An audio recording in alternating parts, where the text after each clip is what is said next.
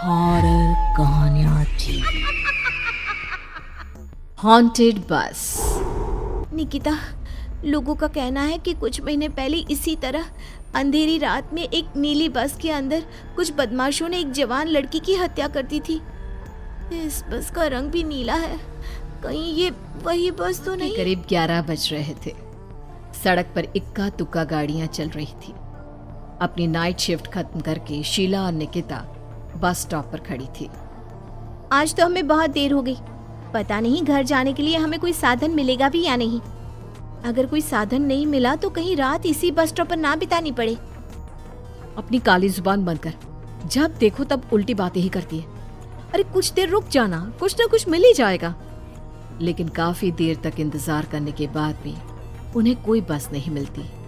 धीरे धीरे समय के साथ साथ सड़क पर चलने वाली गाड़ियों का दिखना भी बंद हो जाता है। अरे ये देख, अब तो सड़क पर एक भी गाड़ी नहीं दिख रही। दूर दूर तक गाड़ी और किसी इंसान का नामो निशान नहीं है। एक काम करते हैं, वापस अपने ऑफिस चलते हैं। हम दोनों आज रात वहीं गुजार लेंगे। देख, तुझे अच्छी तरह पता है 10 बजे के बाद चौकीदार ऑफिस के मेन गेट पर ताला लगाकर अपने घर चला जाता है। ऑफिस जाने का कोई फायदा नहीं है। इस सुनसान सड़क को देख मुझे बहुत घबराहट हो रही है। एक काम करना, उसी चौकीदार के घर चलते हैं। वो भी तो परिवार वाला है। हम बेफिक्र होकर आज रात उसके घर पर रुक सकते हैं। अरे पागल, चौकीदार 10 बाई 10 की खोली में रहता है। उसके 4 बच्चे हैं। बोला वो हमें अपने घर में कौन सी जगह देगा। अब तू ना ये बेकार की बातें बंद कर और चुपचाप खड़ी रह। शायद कोई लिफ्ट ही मिल जाए। फिर काफी देर इंतजार करने के बाद आखिरकार एक नीले रंग की बस उनके सामने आकर रुकती है। बस का दरवाजा खोल कंडक्टर उन दोनों से कहता है, कहिए कहाँ जाना है आप दोनों को? देखिए मेरी पूरी बस खाली पड़ी है। मैं आप दोनों को आपके ठिकाने पर छोड़ दूंगा। इतना कहकर कंडक्टर मुंह में भरे पान की पिचकारी सड़क पर दे मारता है। निकिता, लोगों का कहना है कि कुछ महीने पहले इसी तरह अंधेरी रात में एक नीली बस के अंदर कुछ बदमाशों ने एक जवान लड़की की हत्या कर दी थी। इस बस का रंग भी नीला है। कहीं ये वही बस तो नहीं? कंडक्टर शीला की बात सुन लेता है और मुस्कुराते हुए कहता है, देखिए मेम साहब, उस घटना के बारे में मैंने भी सुना है। माना कि उस बस का रंग और मेरी बस का रंग एक है, लेकिन दुनिया में नीले रंग की एक ही बस तो नहीं है ना। हा? ये तो सिर्फ एक इत्तेफाक है। देखिए हमारी बस में एक मेम साहब पहले से ही बैठी हैं। चाहे तो आप देख लीजिए।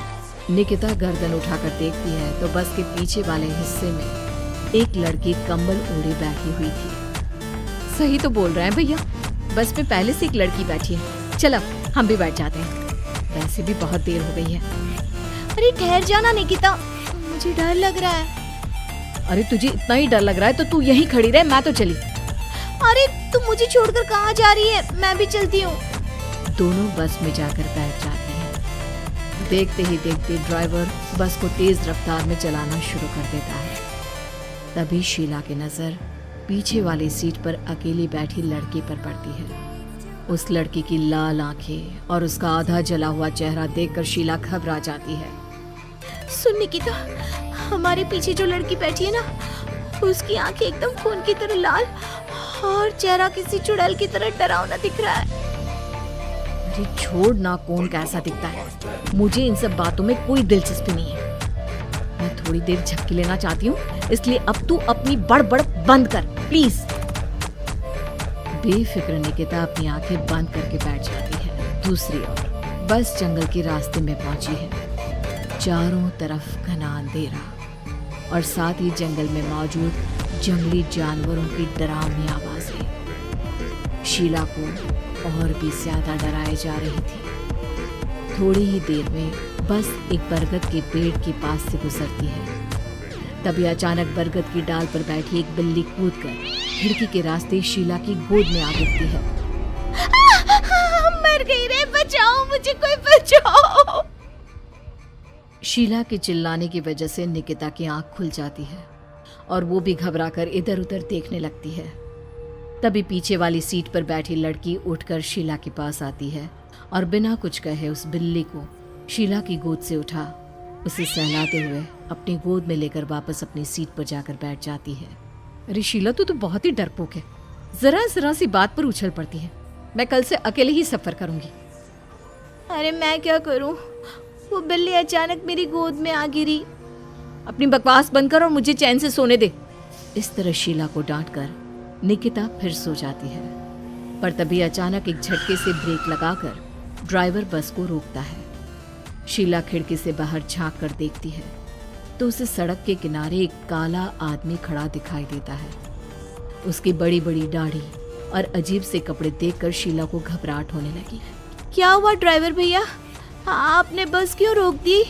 अरे वो देखो, वहाँ वो सड़क के किनारे एक आदमी खड़ा है, उसी के लिए मैंने बस रुकवाई है। शीला निकिता को धक्का देकर नींद से जगाती है। अरे अब क्या हुआ? वो देख, सड़क किनारे कितना डरावना आदमी है। उसका अजीबोगरीब हुलिया देखकर लगता है जैसे कोई शैतान खड़ा हो। अब शीला की तरह निकिता भी उस आदमी को देखकर थोड़ा डरने लगती है। कंडक्टर, क्या तुम उस आदमी को बस में चढ़ाने वाले हो? उसे देखकर हमें डर लग रहा है, उसे बस में मत चढ़ाओ। अरे डरने की कोई बात नहीं है मेम साहब, ये आदमी जंगल के पीछे वाले गांव में रहता है। ये रोज इसी वक्त मेरी बस में बैठकर पड़ोस वाले गांव में जाता है, और वैसे भी ये बेचारा गूंगा है। अगर आप लोगों को डर लगता है तो मैं इसे ड्राइवर के बगल में बिठा देता हूँ। ओह अच्छा, ठीक है। फिर कंडक्टर का इशारा पाते ही वो आदमी बस में सवार हो जाता है। ड्राइवर दोबारा एक्सीलेटर पर जोर देकर बस को आगे बढ़ाता है। थोड़ी ही देर में बस एक घाटी पर चढ़ती है। बस के एक तरफ गहरी और डरावनी खाई थी, पर ड्राइवर को इस बात से कोई फर्क पड़ता नजर नहीं आ रहा था। वो लगातार बस की रफ्तार बढ़ाकर बस चलता जा रहा था। ड्राइवर भैया, आप देखते नहीं क्या बगल में इतनी गहरी खाई है? बस की रफ्तार लगातार बढ़ाए जा रहे हो, थोड़ा धीरे चलाओ ना। अरे मेम साहब, घबराने की कोई बात नहीं है, ये तो मेरा रोज का काम है। मैं तो यहाँ इसी रफ्तार से बस चलाता हूँ। अब बेफिक्र होकर अपनी सीट पर बैठ जाइए, आपको कुछ नहीं होगा। ड्राइवर के कहने पर निकिता शांति से बैठ जाती है। कुछ दूर चलने पर अचानक ड्राइवर बस को सड़क के किनारे रोक देता है। शीला एक बार फिर खिड़की के बाहर झांक कर देखती है, लेकिन इस बार उसे कहीं कोई दिखाई नहीं देता। अरे अब क्या हुआ? तुमने बस क्यों रोक दी? यहाँ तो दूर दूर तक कोई भी नहीं दिखाई दे रहा। ड्राइवर उसकी बात का कोई जवाब नहीं देता, पर कंडक्टर बोल पड़ता है। ये हमारी फेवरेट जगह है, हम अपने सारे अच्छे काम यहीं पर करते हैं। अब हमारा प्रोग्राम खत्म होने के बाद ही बस यहाँ से आगे बढ़ेगी। इतना कहते ही कंडक्टर सीट के नीचे रखी एक शराब की बोतल निकालता है। अरे ये सब क्या है? तुम्हारे बस में सवारी बैठी है, उन्हें घर पहुंचाने की जगह तुम यहाँ सड़क के बीच में बस रोककर शराब पियोगे? बस में लड़कियों के बैठे हुए भी तुम्हें ये सब करते हुए शर्म नहीं आती? कंडक्टर कोई जवाब नहीं देता और मुस्कुराते हुए शराब पीने लगता है। तभी ड्राइवर और दूसरा आदमी भी कंडक्टर के साथ मिलकर शराब पीने लगते हैं। निकिता, मुझे इन तीनों के इरादे कुछ ठीक नहीं लगते। हमने इस बस में बैठकर बहुत बड़ी भूल कर दी। तू घबरा मत, मैं हमेशा अपने पर्स में छोटा सा चाकू रखती हूँ। उसके रहते ये तीनों हमारा कुछ नहीं बिगाड़ पाएंगे। देखो गज्जू भैया, हमारी बस में इस समय 3 जवान लड़कियां बैठी हैं। कहो कहो सबसे पहले किसका शिकार किया जाए? मैं तो कहता हूँ कि सबसे पहले वो जो पीछे अकेले जो बैठी है ना, उसे पकड़ कर लाओ। उसके बाद इन दोनों का प्रोग्राम फिट करेंगे। ठीक है, जैसी तुम्हारी मर्जी। अब वो आदमी पीछे वाली सीट पर बैठी लड़की के पास पहुंचकर उसका हाथ पकड़ लेता है, लेकिन तभी अचानक उस लड़की की आंखें जरूरत से ज्यादा बड़ी और लाल होने लगती है। उसका चेहरा गुस्से से लाल और उसके मुंह से नुकीले दांत दिखने लगते हैं। अरे अरे अरे ये क्या? ये लड़की अचानक इतनी खतरनाक कैसे बन रही है? इतने में वो लड़की उस आदमी को उठाकर वहीं सीट पर पटक देती है। मुझे हाथ लगाएगा? तेरी इतनी हिम्मत? जोर से चीखते हुए वो लड़की उस आदमी पर हमला कर देती है और पल भर में ही उस आदमी का काम तमाम हो जाता है। ये देख ड्राइवर और कंडक्टर के होश उड़ जाते हैं। इतने में ड्राइवर अपनी जान बचाने के लिए तुरंत बस से बाहर कूद जाता है, पर तभी बस के पीछे की तरफ से तेजी से आ रहा एक ट्रक उसे कुचल कर चला जाता है।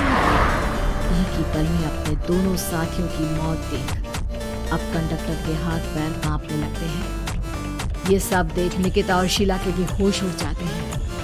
वो चुपचाप अपनी सीट पर ही छुप कर बैठी रहती हैं। अरे अरे कौन हो तुम और तुम इतनी भयानक कैसे बन गई? अब वो लड़की गुस्से में गुर्राते हुए कंडक्टर का गला पकड़ लेती है। इतनी जल्दी मुझे भूल गए? कुछ महीनों पहले तुम तीनों ने बड़ी बेरहमी से मेरी हत्या की थी और फिर शहर छोड़कर भाग गए। कई दिनों से मैं तुम तीनों के इंतजार में भटक रही थी। आज जाकर मेरा बदला पूरा होगा। अब तू भी अपने साथियों की तरह जहन्नम पहुंच जाएगा। अब वो लड़की कंडक्टर को उठाकर बस के पास मौजूद खाई में फेंक देती है। कंडक्टर एक बड़े पत्थर से जा टकराता है और उसकी भी मृत्यु हो जाती है। दूसरी तरफ ये सारा नज़ारा देख शीला और निकिता बेहोश हो जाती है। अगली सुबह जब उन दोनों को होश आता है तो वो अपने आप को एक सरकारी अस्पताल में पाती है।